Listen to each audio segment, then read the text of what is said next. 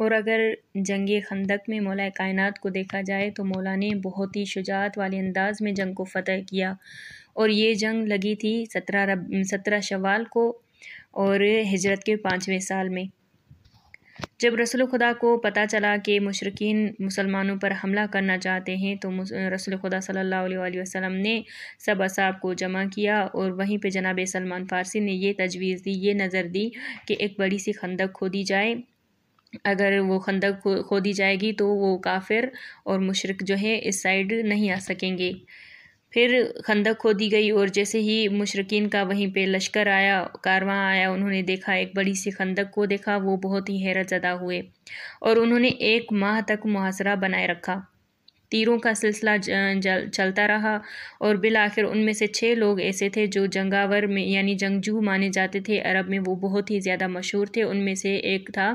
عمرو بن عبدود۔ انہوں نے جو ہے اپنی گھوڑی سواری کی زور پہ جو ہے خندق کو پار کیا، اور مسلمانوں کے اس طرف آ گئے،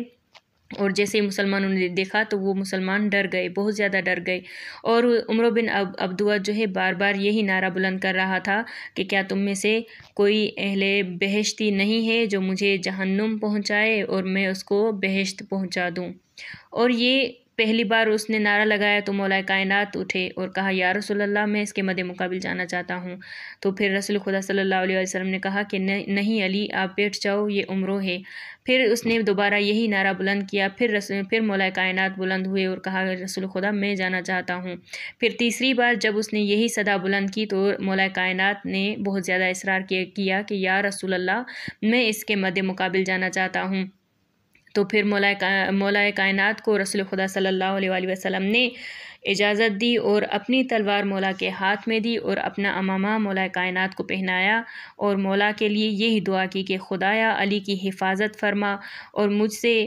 عبیدہ کو بدر میں اور حمزہ کو جنگ احد میں لے لیا، لیکن ابھی علی کی حفاظت فرما۔ اور یہی دعا دے کر رسول خدا صلی اللہ علیہ وآلہ وسلم نے مولا کو جنگ کے لیے روانہ کر دیا۔ اور جیسے ہی مولا کائنات جنگ کے میدان میں آئے تو ایک دلیرانہ انداز، ایک الگ ہی انداز تھا مولا کا، اور لیکن عمرو بن عبدود نے جیسے ہی مولا کو دیکھا اور اندیکھا کر دیا اور کہا کہ میں نہیں چاہتا کہ میں تمہارا خون کروں اور تمہارے خون جو ہے زمین پہ بہاؤں، تم کسی اور کو بھیجو۔ تو مولا کائنات نے کہا کہ تمہارا میرے خون سے کوئی مطلب نہیں ہے۔ ابھی یہی یعنی ماجرا تھا تو اس عمرو بن عبدود نے پہلا وار کیا اور مولا جو ہے اس کا وار جو ہے ناکام کر دیا۔ ابھی مولا نے جیسے ہی وار کیا تھا اس کے سر سے وار کیا، لیکن اس عمرو بن عبدود کے 2 ٹکڑے کر دیے، یعنی اس کی جو سر پہ ٹوپی تھی اس کے بھی 2 ٹکڑے ہو گئے، اس کے سر سے لے کے پاؤں تک اس کے 2 ٹکڑے ہو گئے، اور وہیں پہ جو زیادہ مٹی اور گرد و غبار تھا وہ جب پھیل گیا تو مسلمان دیکھ نہیں سکے اور عبدود زمین پہ گر گیا۔ اب جیسے ہی زمین پہ گرا تو مولا کائنات کی آواز بلند ہوئی فضا میں اللہ اکبر کی، تو مسلمان بہت خوش ہوئے اور نعرے بلند کرنے لگے کہ بالآخر مسلمان جو ہیں وہ پیروز ہو گئے، وہ کامیاب ہو گئے۔ ابھی مشرکین کو جیسے ہی یہ سننا تھا کہ عمرو بن عبدود مارا گیا ہے تو وہ باقی جو قہرمان تھے، باقی جو دلاور تھے، جنگجو تھے جو خود کو بہت زیادہ دلاور مان رہے تھے، تو وہ فرار ہونے لگے۔ ان میں سے کچھ ایسے فراری تھے جو خندق میں گر گئے اور مولا نے ان کا تعاقب کیا اور ان کو بھی واصل جہنم کیا۔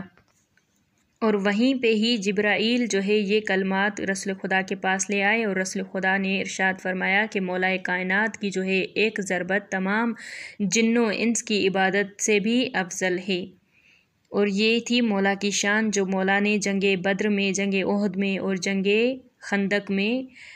تمام مشرکین کو جو ہے شکست دی ہے اور جنگوں کو فتح کیا ہے۔ یہ مولا کائنات ہیں جو شجاعت میں اپنی مثال آپ ہیں۔ اور یہ جو کتاب ہے نقل کی گئی ہے سیر ابن حشام میں، جلد نمبر 2 میں یہ بیان کیا گیا ہے۔ دوسرا کتاب ہے مغازی جلد نمبر 2، تیسرا کتاب ہے تاریخ الخمیس جلد نمبر 1، اور چوتھا کتاب ہے کنز الفوائد صفحے یعنی 135۔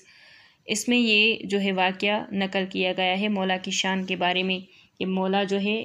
بہت زیادہ فضیلت رکھتے ہیں۔ مولا کی ایک ضربت جو ہے تمام جنوں انس کی عبادت سے زیادہ افضل ہے،